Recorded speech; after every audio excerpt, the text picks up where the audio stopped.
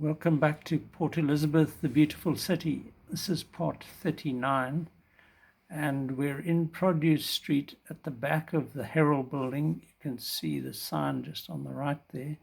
This is Walton's, and this was, as I mentioned in the previous video, where the newspapers used to be distributed from this point. So the big vans would come here and collect them, and the printing operation we might see a little bit further down. Let's see. So looking up, there's Fort Frederick. So in fact, when I worked here, I parked, as I said, on the left. So Fort Frederick's there. I parked in this garage. This is the old produce market. And so when I walked into work, I'll show you the access point now, an alleyway. We had this 18th century building, Fort Frederick, from 1799.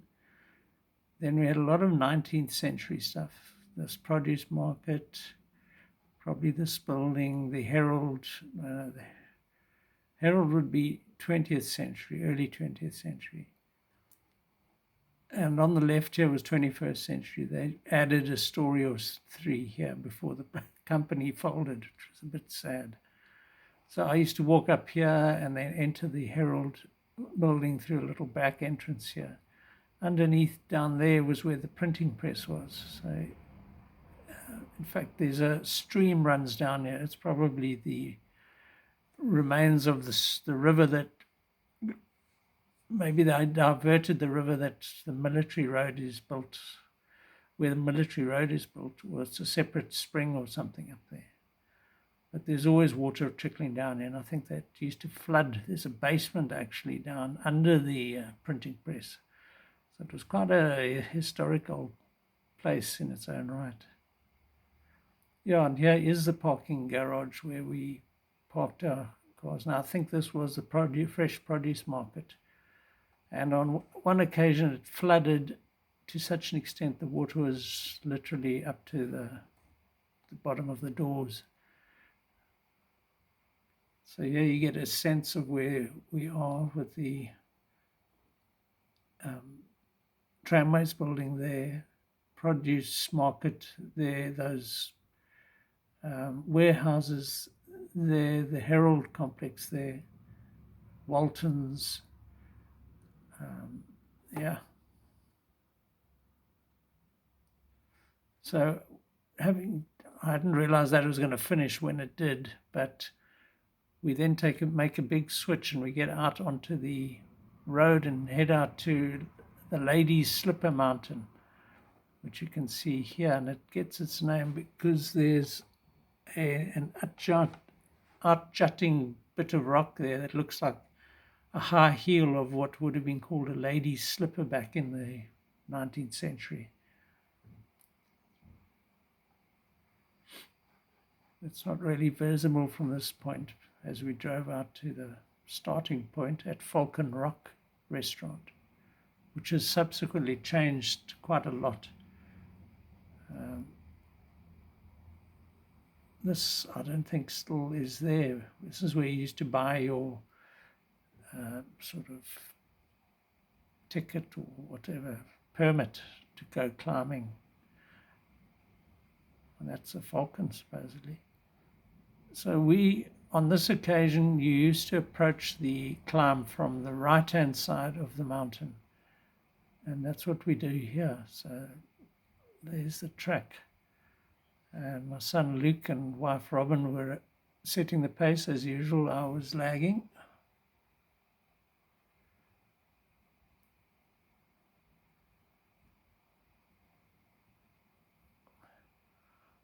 And there it is ahead.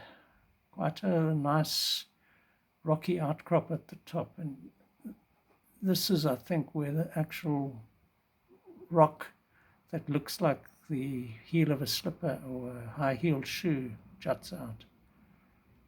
So I haven't looked at this for years. This is quite interesting to see, because we haven't done this angle of climb in years. You now approach it this side, which I will be posting a subsequent walk along that route.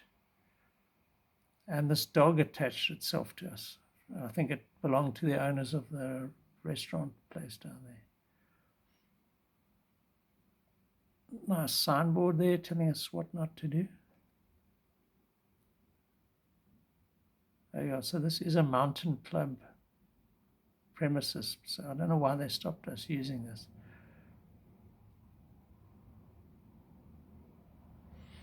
So the first part was quite boring because you're going through this tall, I don't know if it is fynbos, but in the summer heat it was actually almost unbearably hot. But eventually we got through it. And as you rise, you get a view out. And there are all these boulders scattered around. Yeah, no, we're still in it. Very tall. I can imagine in a fire it would just go up. So yeah, part of the joy of this walk is the fynbos species. And the ascent is quite steep.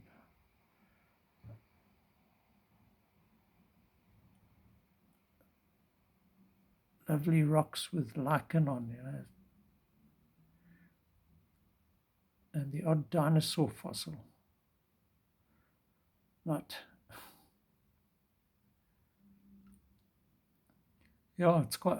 It presents, that's my wife, Robin. But looking at that rock face, it looks quite impressive from this angle.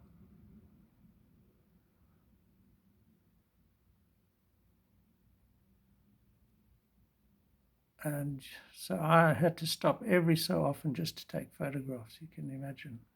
Unfortunately, that's right into the sun, as is this pretty much. But yeah, you can start seeing these. This is the heel, I think, of the lady's slipper. Yeah. View back down to Van Staden's river mouth is there.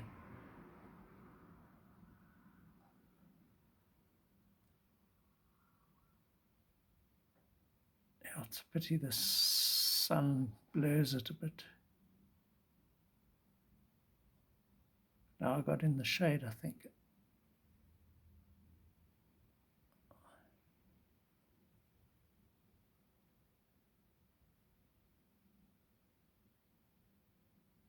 Look at this incredible rock formation.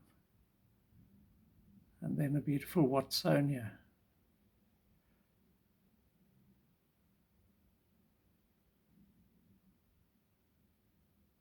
Yeah, there's that heel of the slipper. So from a distance, that looks like a slipper. And this is at a lower level, so this thing juts out on the side of the mountain. Our dog, ever present. Yeah, there you can see the slipper quite nicely.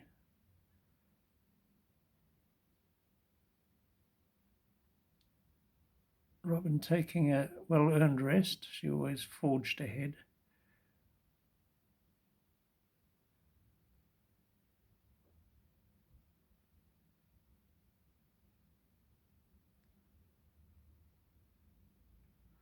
Another Watsonia, and interesting sculptural rock with a bit of a face going on here. Eye, nose, mouth.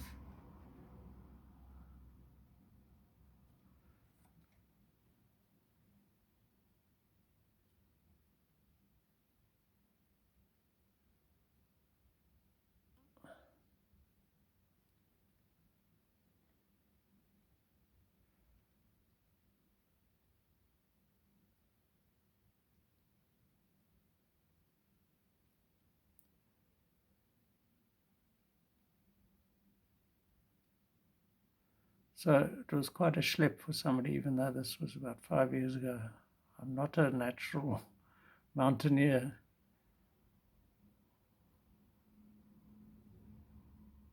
But, I had to stop and take all these photos. So look at this piece of rock just jutting out here.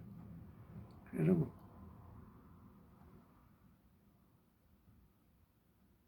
Oh, I've zoomed in on it. There it is again. It's like a duckbill platypus's beak or bill.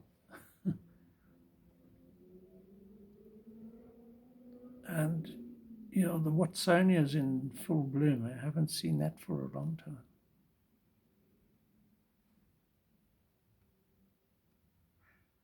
So across from the Lady Slipper Peak is this next adjacent one with a communications mast.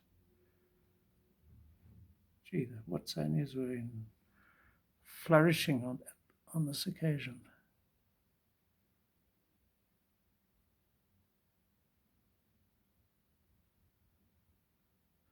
Now we get to the view out towards Uitenhage in the distance there. I think those are the Uitenhage Mountains.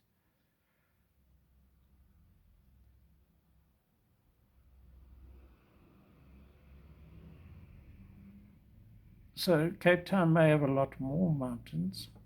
I have to just pause.